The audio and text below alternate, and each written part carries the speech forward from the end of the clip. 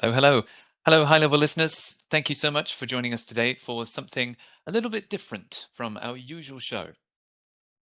So recently, we were contacted by one of our high level listeners who is also an English teacher and who has reached a very high level of English himself. So we wanted to ask him a few questions about his language journey from beginner and knowing zero English to advanced and the level that he's at today. We wanted him to share his tips and advice for other English learners to keep you moving forward and motivated on your own English language journey. All right. Hi, everybody. My name is Jesus. I live in Michigan in the United States, and I've been here for 8 years. Excellent, excellent. Now, we kind of want to hear a little bit about your story. I'm super interested in your story. You reached out to us, and originally, where are you from, and when did you start learning English? So I'm originally from Colombia in South America, from a city called Barranquilla. hmm My guess is that some of your listeners are familiar with that place. Maybe you yourselves know about my home city back in Colombia. And I've been learning English since 2004. And there's a reason why I start or give that as the starting point. Okay, and why is Interesting. that? Mm.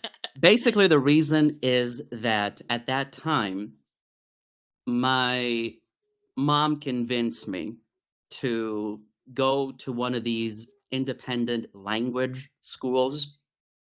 And that was the first time in my life that I studied English outside of my regular schooling.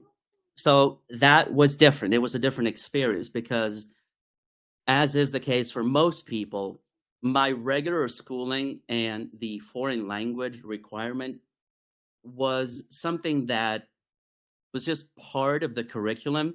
And I was just going through the motions, as is the case with most people. So there was nothing special about it. But then this comes along. And interestingly enough, let me give you one more detail that's going to make this very interesting. This was back when you still had people basically selling products door to door. I remember a salesperson coming into our house and basically pitching the product. So that was very interesting. So, when you were learning English at school, is English a part of the regular Colombian curriculum? So, Yes, is it that the is. very first experience you had with English? Um, you mean in my during my regular school days? Yeah, sure. Were the English classes every day or a few times a week? What was that like? I think it was something like at least 3 to 4 times a week, maybe an hour at a time. But yes, the curriculum there stipulates one foreign language. At least most schools do that, and that was English. There are some places where you can have sort of an option or an additional option, and that typically is French, but the that's not the rule, or that's outside the norm, so to speak. Gotcha. Fair enough. So I can admit I studied French at school for 12 whole years. I did the school curriculum, but I literally cannot speak French. I can't have a conversation. I've studied it. I did study it for 12 years through all the levels, and I got okay scores. But we have some friends here, for example, and if they speak French, I cannot join in. And I tell them I studied it for 12 years, and they're like, but you don't know anything. And I'm like, yeah, I know. So did you find that English classes at your regular school were actually helping, or did it only go to the next level when you went to that other language school that your mum recommended? The what you just said now, it really things really took off um, as a result of this additional um, schooling. I mean, Mhm. yeah, program, that I was signed up for.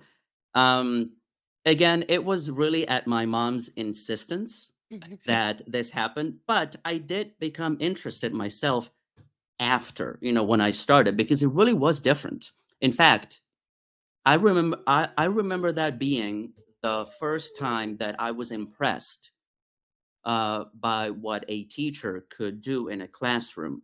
My Before I went to this school, the my let's just say my regular teachers at, well, I guess middle or high school, whatever you want to call it, they relied a lot in Spanish, and that really didn't always.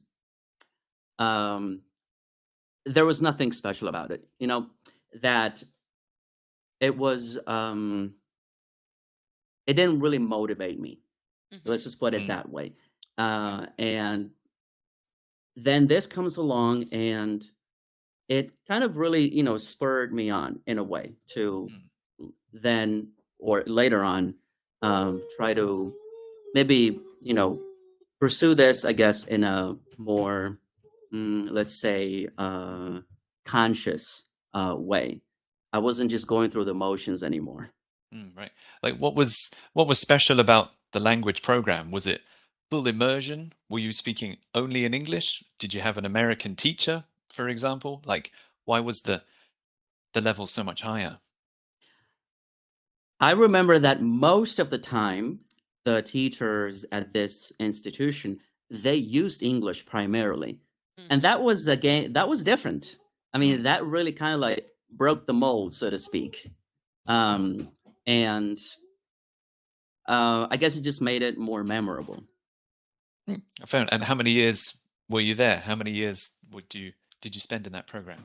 I think it was about a year, might have Okay. been closer to 9 months. They did offer at the time the opportunity to participate in some conversation clubs that would meet once a week, although that kind of fizzled out really quickly. Um, I think the problem with this place was that it never really had a sufficiently stable, let's say, customer base. And some years after the fact, I found out that they, you know, just went under, Mm, unfortunately. But I Oh, have good memories, I have fond memories of mhm. this place. So Oh, very cool. So when you finished the program, were you 18, 19? How old were you at this point? so I would have been 15 years old, and this would have been Okay. the Oh, beginning of my last 2 years of high school. gotcha. Um, and then that takes me to, let's say, another phase of my learning process. Um, and that basically has to do, again, with those last 2 years, because that was the first time that I had a teacher in my regular schooling that actually reminded me a lot of what things were like at this other school. She made an effort, she challenged us mhm. in the class to use English. And actually, um, she played a significant role in my decision later on to become a teacher myself. Right. Okay. That was my next question. Is Did you study English language teaching or English as a second language at university? My degree, my education, or my college education was in teaching foreign languages. So I had to study Okay. French as well. Mm, That's another story. Um, but basically, the short of it is that French never caught up with English for me. And so I sat through months, years of instruction in the classroom, but there's just no comparison. I had to study French because it was required by the program. And I have some interesting stories to tell, maybe for another time, about how challenging uh, making it through some of these French lessons was.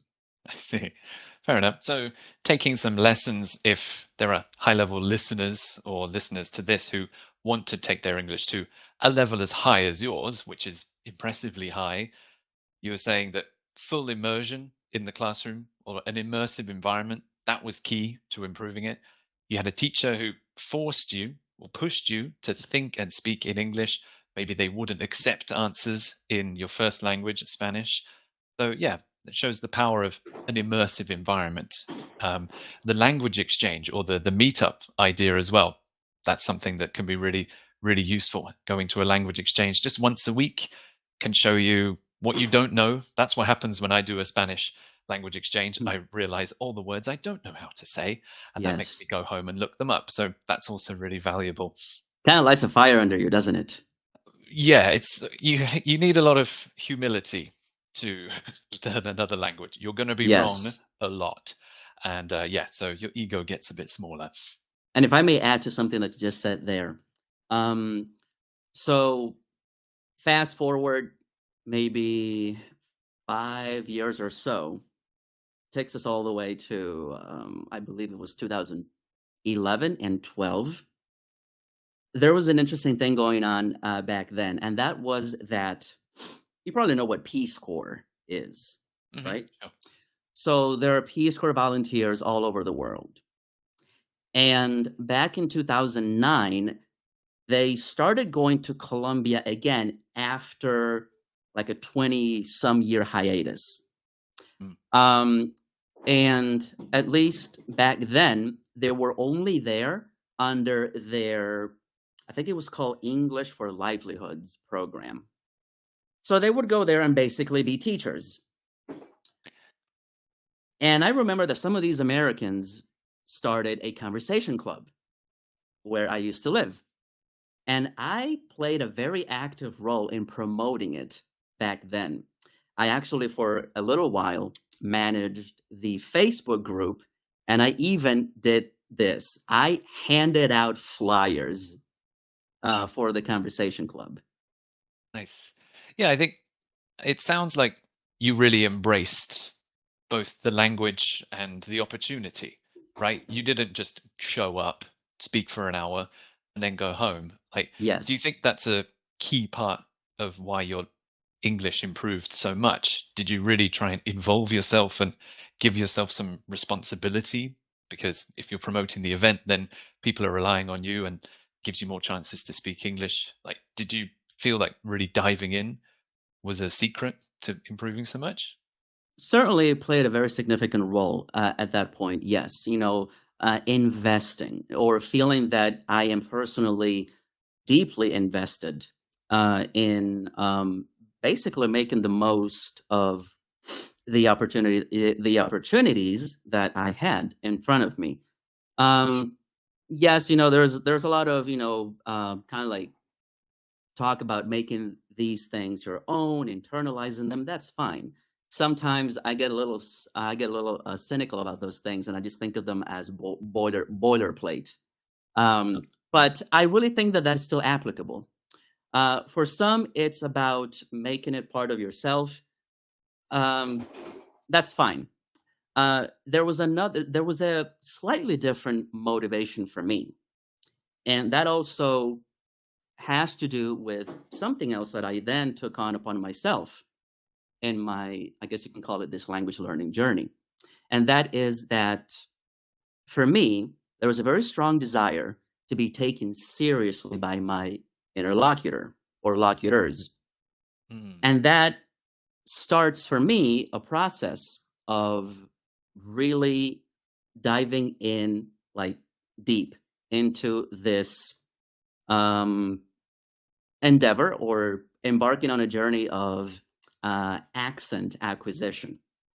I've been cultivating my American accent for 15 years, and this starts in 2008.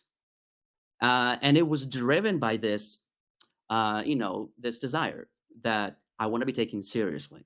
And at least to me at the time, that was very closely connected with making myself understood easily for my listeners. And so, okay, seems like the way to make this happen is to really take apart or really dissect this whole, thing of pronunciation, accent, clarity of speech. I'm fascinated by those things. And at least one way in which I try to maybe market myself as a teacher is that I present myself as an American English pronunciation enthusiast, not an expert. I'm very careful with my language, Yeah, I and I like don't that. want to, create unrealistic expectations. I'm an enthusiast, not an expert, but I think I have a lot to offer just based on my own personal experience. So, Hmm. you Oh. know, When that's it came to, sorry, improving the accent, was there anything you tried to do specifically, or was there any exercises or methods that you chose to do? Was it repeating, repeating, repeating, or did you find a teacher who specialized in it themselves? well, back then, it kind of, looking back, I kind of wish that there had been someone that I could have gone to act as a mentor of sorts. But no, I did it all by myself. Self it was completely self-taught.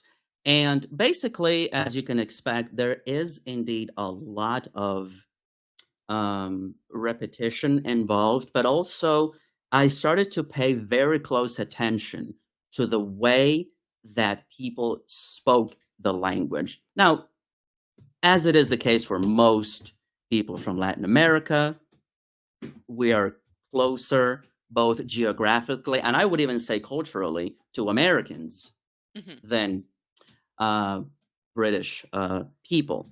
And so naturally, I gravitated towards American English. Interestingly enough, there was a point about 10 years ago when, for some reason, this idea came into my mind of wanting to develop or acquire a British accent. I really have Mhm. no idea where that came Nice. from, but that was just might have just been a whim or something like that. That never, materialized or resulted in anything significant. Um, it was just something that just popped into my head one day, but I never really pursued it in any serious way. But just to make a long story short, I found some amazing resources, two in particular that I can, that I can recall. They were American accent pronunciation courses. One is no longer, I guess, available in the way that I found it years ago, but the other one is. Some of your listeners might know who Lisa Moisen is. Maybe you've heard of that name. She has a very successful school out in Los Angeles, in California. And she coaches, actually, actors in the American accent. And she has this she has a line of products out there, but the two most maybe famous ones are her book about mastering the American accent, and then she has also basically the content of that book, but in video format. And I have purchased both. And um, maybe not the gold standard when it comes to pronunciation. There is another person that I believe that really has set the gold standard when it comes to pronunciation of American English. But what I found back then from uh, Lisa was invaluable. Um, I have used it with some of my classes on Cambly, and I'm hoping to use it again at some point, in the, let's say, the near or the foreseeable future. It's uh, as the expression goes, it's worth its weight in gold. I really believe that it is. Well, I would definitely say that you are a success story of learning English as a kid. It's not exactly the most motivating thing to learn a second language at school. Lots of sad stories from a lot of students say I practiced for 10 years, I still don't know what's going on. You continued that motivation through school and then eventually moving to the United States. But when you had times where your motivation was kind of dwindling or you felt like maybe this isn't what I want to invest my time in or things like that. Can you kind of let our listeners know like what you did to kind of remotivate yourself, whether it was just taking, assessing what you're doing, or perhaps it was, finding someone that you wanted to be with who just happens to speak American English. But yeah, just kind of let our listeners know, because we all go through it learning a second language and a third language. That time where you think, is this really worth it? Should I keep going with this? Yeah, it's a question that plagues language learners, doesn't it? Yes. Um, there's no silver bullet, Sure. as you can imagine. Uh, I think that in the end, it should come down to what you need this language or languages Mhm. for. I think having a very clear sense of why you are going through all this trouble serves as, let's say, a guiding, or should be the guiding principle. Like, for me, I wanted this to be something that, in a way, because this kind of like another motivation of mine was that I really want to be set apart from the rest. um you know Maybe this will be the thing that will give me sort of an edge compared to other people, and so that kept me going. um and maybe in a way it continues to do that to this very day. It is a little different now because I'm married, we have children, and teaching is something that I kind of really do on the side right now. I haven't completely figured out yet whether this is something that I can, go into full time. I don't know at this point. Providing for my family really brings, or put things into perspective. I can't just drop my daytime job and expect to make a living. Unfortunately, from teaching alone. At least that's um, I don't see it in the cards, so to speak, that way. But no, knowing what you need this for, what you want to accomplish with it, that is key. And I really believe that that's gonna maybe not save you from being plagued, by these,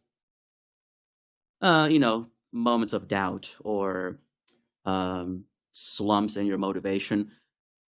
But you can always, remind yourself that that's the goal that you want to reach. That's where you are directing or focusing your efforts, uh, your time, your resources, all of that stuff. And I guess maybe on a more practical side, it can also help you to keep going, to know, for example, things that you can do that you enjoy, Mhm. that you can find entertaining or fun. Now, I don't do this anymore, but at least back then, going back to like 2010 or 11, um, this really kept me going for at least a couple of years, and that was finding. I don't remember exactly how I came into or how I got interested in this, but I really liked anime for a long time, and I happened to come across, at least years and years ago, lots of content that was available for free. It's not the case anymore, but this content used to be available for free, and it was the English language dubs of the shows. Um, I remember being not mesmerized by the American actors, that were dubbing these shows, but I kind of looked up to them in a way because I loved how expressive, I guess, they were, and I wanted to kind of imitate the way that they sounded. There was a point where I even kind of contemplated, but it was more of a velleity than anything. It never really led me to action. But for a while, I actually, thought, ah, what if I went into voice acting? Would it be something worth it? And I used to think about, okay, maybe one day I'll make it to the US and I'll go live in there's this well, I mean there used to be, at least. I don't know if it's still in business, but there was this thing called Funimation, and they're based outside of Dallas, I think, in the city of Flower Mound, I think, or something like that. And then there's a really big one in New York City, and then one in LA. But that was um, that was just something that I never really took any concrete steps towards. There was just nothing really that I did there in the end. But that kind of kept me going for a little bit. Consuming all this content, and it actually was one of those things that all those years ago really helped to, and it really did. And this is not just me, just spewing more platitudes. This really helped take my vocabulary knowledge to a whole new level. So much so that I used to keep lists. I would probably do it differently now. Probably rely more on flashcards. But I remember coming across so much language that I thought was interesting that I started keeping kind of like not a journal, but I kept lists, and I kept them for years. So, take that for what it's worth, I guess. Yeah, I like that. Okay, so to kind of summarize those points, you need a strong motivation, like a very clear goal or motivation. For you, it became your family and giving yourself more employment prospects, I suppose, by making yourself unique and having that English ability. And then, yeah, if it's something you enjoy, like anime, the anime shows, hearing them in English, if you enjoy something, you're more likely to remember it and latch onto what they're saying. I only have one more question left. Your level, as we've said, is super high and very impressive. Are there any obstacles left for you? Like, is there anything you Mhm. still find a little bit tricky in English that you still haven't quite got the hang of yet? That is really hard to say at this point. Perhaps I can try to answer your question in two ways. Hmm. Right now, as of today, December of 2023, I'm not sure. I don't think so. I could perhaps suggest that writing is something that could still be potentially improved, but at least where I am at the moment, there's not a whole lot of, mm, let's say, not opportunities, but the requirement for strong writing skills. I Mm. think I can write fairly well, but potentially one day, if there was something that required more of an ability to express myself in the written language, I would perhaps, look into that. But I can tell you something that was very clear, or it was clearly challenging back when I was 18 years old. Because when I was 18, I took the examination for the certificate of proficiency in English. It's run or administered by the University of Michigan in the city of Ann Arbor. I spent about a year and a half preparing for that test. It was a very lengthy preparation. And I remember that the first time that I took one of the practice tests, the listening section was notoriously difficult. I Mm. remember this sense of dread, you know, just coming over, just overcome, kind of overcoming me in a way. It was weird, but it was a real challenge. I never, I let's just say that I'd never been exposed to such a high level of difficulty when it came to understanding a piece of recorded audio. Mhm. And so at the time, that was a big hurdle to overcome. All of this listening to English dub anime, that was, let's just say that that was the solution to it. It took some time, but it Mhm. really fine tuned my ears to, all of this. And also the pronunciation training. also played a very significant role in making listening basically a breeze now. I mean, at this point. So that's kind of like my, two-pronged approach to the question. Mm, fair enough. Okay, well, I think we've asked all the questions that we want to hear from you. Thanks very much for joining us, Jesus. Yes. All Thank you right. so much, Jesus. We loved hearing from you, and we loved getting to talk to you a little bit. So Jesus might continue his journey as an English language teacher, and I would definitely want to take from him for if I was working on my American accent, or if I was a native Spanish speaker and I wanted to get the best tips and tricks for really improving my language and getting up to that high level just like you are, Jesus. So thank you so much for joining us. And I hope that you have a wonderful rest of your evening, and we might hear again from you soon. Absolutely. I'll be looking forward to that opportunity. Thank you Yes. so much for giving me a platform. I really appreciate you. And hopefully, we will do something like this again in the not so distant future. All right. Awesome. Thank you so much. We'll see you next time. All Bye. right. Great, thank See you. ya. Bye bye. Bye-bye. Bye.